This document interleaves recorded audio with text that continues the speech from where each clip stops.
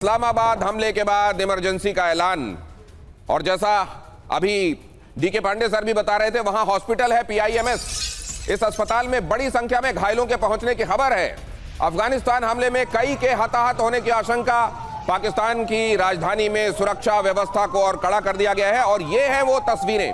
आरजू काजमी जी, अगर आप देख पा रही हो, आपने कहा कि इस समय वाकई ऐसा है, जबकि AI generated videos, photos, fake videos, mopped photos, ये सब चल रहा है आज के दौर में। और ये तस्वीर है जो वहां से इस बात को लेकर सर्कुलेट हो रही है कि पीआईएमएस में लोगों का एक के बाद एक एम्बुलेंसेस से पहुंचना जारी है। ये तस्वीरें आपने भी देखी हैं क्या? और क्या आप इसकी सही या गलत होने के संदर्भ में कुछ तस्दीक कर सकती हैं?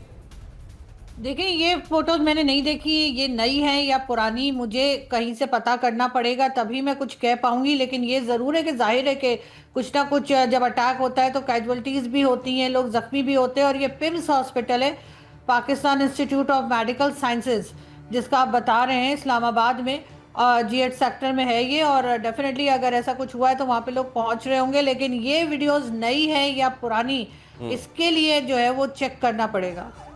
आरजू काजमी जी इस बात की तस्दीक अभी कह रही हैं कि मैं अभी अपने लेवल पर इसको नहीं बता सकती कि ये कैसा है, लेकिन ये तस्वीरें बहुत तेजी से सर्कुलेट हो रही हैं और ये बताते हुए सर्कुलेट हो रही हैं कि पीआईएमएस में एम्बुलेंसेस का पहुंचना जारी है और उनमें घायलों का पहुंचना जारी है। अब अगली खबर देखिए, पठानों ने पाकिस्तान की हेकड़ी निकाल दी। इस्लामाबाद में अफगानिस्तान की ये ड्रोन स्ट्राइक है। पीएमओ से 5 किलोमीटर दूर सैन्य कैंप को निशाना बनाया गया। हालांकि जैसा मैंने आपको बताया, अताउल्लाह बता रहे हैं कि हमने हवा में ही ड्रोन्स को नष्ट कर दिया। नौशेरा, एबटाबाद और जमरूद में भी सैन्य ठिकानों पर ड्रोन हमला हुआ।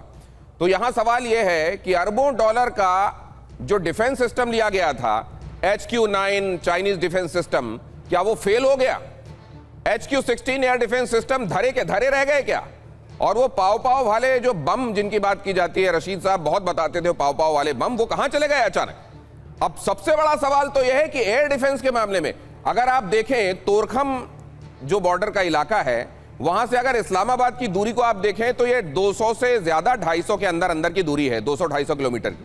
अगर इतने अंदर तक ड्रोन्स उड़ते हुए चले आ रहे हैं अफगानिस्तान के, तो क्या ये एयर डिफेंस को लेकर एक बड़े सवाल खड़े करता है पाकिस्तान एयर डिफेंस को लेकर? डीके पांडे साहब, इसमें कोई दो राय नहीं कि दो मैसेजिंग बड़ी क्लियर है कि हमारी पहुंच कहां तक है, ये बड़ा क्लियर मिल गया है। पाकिस्तान आर्मी को मालूम पड़ जाना चाहिए कि वो कहां तक आ सकते हैं, नंबर 1। नंबर 2, कहां तक, देखिए उनके पास इंटेलिजेंस है, उनको पता है कि एटॉमिक एनर्जी सेंटर कहां है, उसको टारगेट कर रहे हैं। तो उनके इंटेलिजेंस की तारीफ करनी होगी। और पाकिस्तान का जो ISI है, उनके नाकामयाबी बहुत जाहिर है, जिसकी चर्चा लगातार हो रही है कि कोई भी इनपुट नहीं था कि अफगान जो तालिबान है वो क्या कर रहा है और TTP क्या कर रहा है और जो बाकी मिलिशिया ग्रुप हैं क्या कर रहे हैं। लेकिन उसके पहले तो शुरुआत आपने की है, 22, 24, 27, ये सब एक के बाद एक आप लगातार जो है अपना हमला कर रहे हैं। अब बच्चों का क्लेम किया गया, बच्चों को अटैक किया गया। ये सब क्या बताता है कि आपने उस समीकरण को तोड़ने का प्रयास किया जो कि वहां पर चल रहा था। अफगान शांति से अपना रह रहे थे और आपने जाके उसमें मधुमक्खी छत्ते में हाथ डाल दिया। अब मधुमक्खी छत्ते आपको मधुमक्खियां काट रही हैं। वो तो कह रहे हैं तहरीके तालिबान पाकिस्तान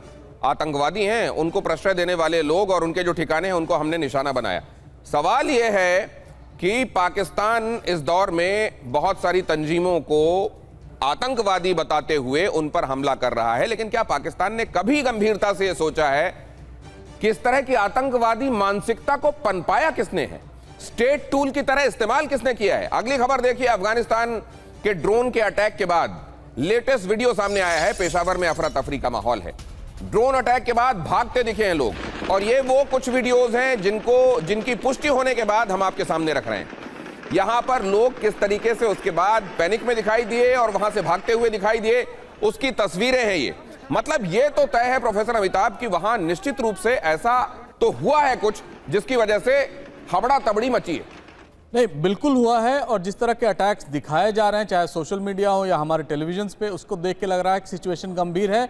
और इसको मैं, अगर आप अनुमति दें, तो एक लार्जर कॉन्फ्लिक्ट जो डेवलप कर रहा है वेस्ट एशिया में, मैं उससे भी जोड़ना चाहूँगा कि ईरान और यूएस का जो बिल्डअप हो रहा है, अगर पाकिस्तान और अफगानिस्तान का इसी तरह चलता रहा तो आने वाले समय में पाकिस्तान बहुत वल्नरेबल हो जाएगा। और हम अब तक देखते थे कि पाकिस्तान की हमेशा कोशिश रही है इंडिया पाकिस्तान करने के लिए। अब पूरी दुनिया जो है पाकिस्तान अफगानिस्तान करेगी।